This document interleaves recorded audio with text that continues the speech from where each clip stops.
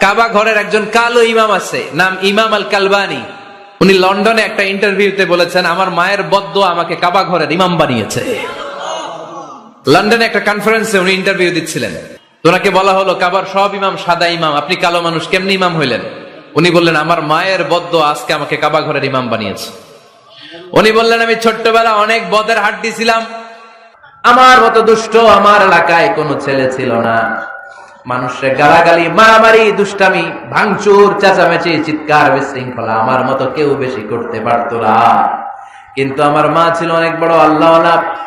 আমার মা জানতেন আল্লাহর কাছে দোয়া করার কত বড় পাওয়া। আমার মা যখন আমার উপর রেগে যেতেন, আমার মা জানতেন রাগের মাথায় বদদোয়া দিলে বদদোয়া কবুল হয়ে যাবে। এজন্য যখনই আমি বেশি দুষ্টামি শুরু করে দিতাম, আমার মা রেগে আমারে বদদোয়া দিয়ে বলতেন, আল্লাহ তোরে হেদায়েত দেখ, আল্লাহ তোরে কাবা ঘরের ইমাম বানায়া দে।